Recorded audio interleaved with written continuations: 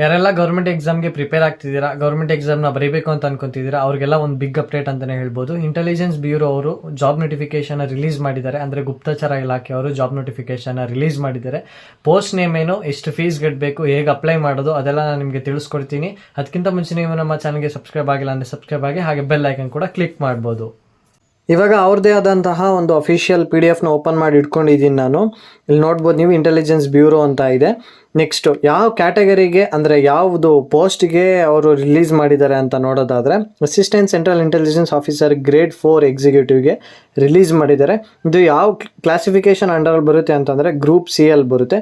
ನೀವು ಎಕ್ಸಾಮ್ ನೋಟಿಫಿಕೇಷನ್ನ ಅವರು ಬಿಡಬೇಕಾದ್ರೆ, ಓಕೆನಾ, ಎಕ್ಸಾಮ್ ಯಾವಾಗ ನಾಳೆ ನಾಡಿದ್ದು ಆ ಥರ ಎಕ್ಸಾಮ್ ನೋಟಿಫಿಕೇಷನ್ ಬಿಡಬೇಕಾದ್ರೆ group C examination, group B examination ಆ ಥರ ಬಿಡ್ತಾರೆ. ಸೊ ಅಲ್ಲಿ ನಿಮಗೆ ಇದು ಯೂಸ್ ಆಗುತ್ತೆ, ಗ್ರೂಪ್ C ಅಂಡರಲ್ಲಿ ಬರುತ್ತೆ ಅಂತ ಎಕ್ಸಾಮು. ನೆಕ್ಸ್ಟ್ ವೇಕೆನ್ಸೀಸ್ ಎಷ್ಟು ಬಿಟ್ಟಿದ್ದಾರೆ ಅಂತ ನೋಡೋದಾದರೆ, UR ಅಂದರೆ ಅನ್ರಿಸರ್ವ್ಡ್ ಕೋಟಾ, ಜನರಲ್ ಕೋಟಾಗೆ 1537. UR ಅಂತಂದರೆ ಜನರಲ್ ಕೋಟಾಗೆ ಬರುತ್ತೆ. EWS ಅಂತಂದರೆ ಜನರಲ್ ಕೋಟಾ ಅಂಡರಲ್ಲೇ ಬರುತ್ತೆ, ಬಟ್ ಲೆಸ್ ದೆನ್ 8 lakh ಇರಬೇಕು ಅವ್ರದ್ದು ಆ್ಯನ್ಯುವಲ್ ಇನ್ಕಮ್ಮು. ಅಂಥವ್ರನ್ನ ನಾವು EWS ಅಂತ ಕರಿತೀವಿ.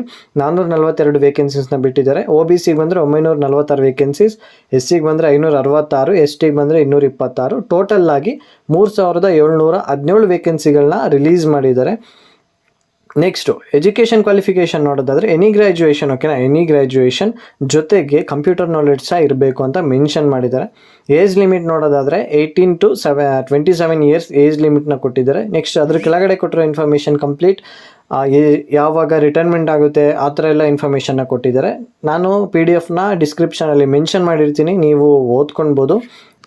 ಇವಾಗ ಪೇಪರ್ ಯಾವ ರೀತಿ ಇರುತ್ತೆ, ನೆಕ್ಸ್ಟು ಏನೇನು ಸಿಲೆಬಸ್ ಇರುತ್ತೆ ಅಂತ ನೋಡೋದಾದರೆ, ಇವಾಗ ಟೈರ್ 1, ಟೈರ್ 2, ಟೈರ್ 3 ಅಂತ ಮಾಡಿದ್ದಾರೆ. ಟೈರ್ 1ಅಲ್ಲಿ MCQs, ಟೈರ್ 2ಅಲ್ಲಿ ಸ್ವಲ್ಪ ಪ್ಯಾಸೇಜ್ ರೈಟಿಂಗ್ ಇರುತ್ತೆ. ನೆಕ್ಸ್ಟು ಟೈರ್ 3ಅಲ್ಲಿ ಇಂಟರ್ವ್ಯೂ ಅಂತ ಹೇಳಿದ್ದಾರೆ. Tyre 1 100 marks paper, tyre 2 50 marks, next interview tyre 3 100 marks, ಓಕೆನಾ.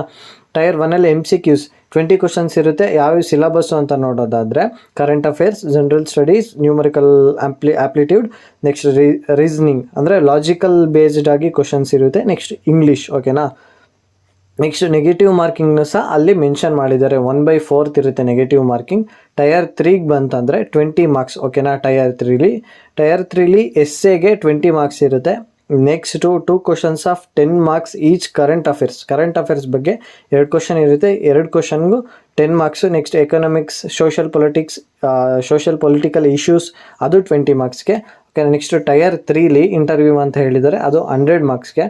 ನೆಕ್ಸ್ಟ್ ಎಕ್ಸಾಮ್ ಫೀಸ್ ಎಷ್ಟು ಅಂತ ನೋಡೋದಾದರೆ ನೀವು ಇಲ್ಲಿ ನೋಡ್ಬೋದು, 550 ರೂಪಾಯಿ, ಎಲ್ಲರಿಗೂ ಸೇಮ್ 550 ರೂಪಾಯಿ. ಜೊತೆಗೆ ನೀವು ಅದು ಅಪ್ಲಿಕೇಶನ್ ಹಾಕಕ್ಕೆ 550 ರೂಪಾಯಿ ಕೊಡಬೇಕು. ನೆಕ್ಸ್ಟ್ ಜೊತೆಗೆ ಎಕ್ಸಾಮ್ ಫೀಸ್ ಬಂದು 100 ರೂಪೀಸ್, ಓಕೆನಾ. ಓವರಾಲ್ ಆಗಿ 650 ರೂಪಾಯಿ.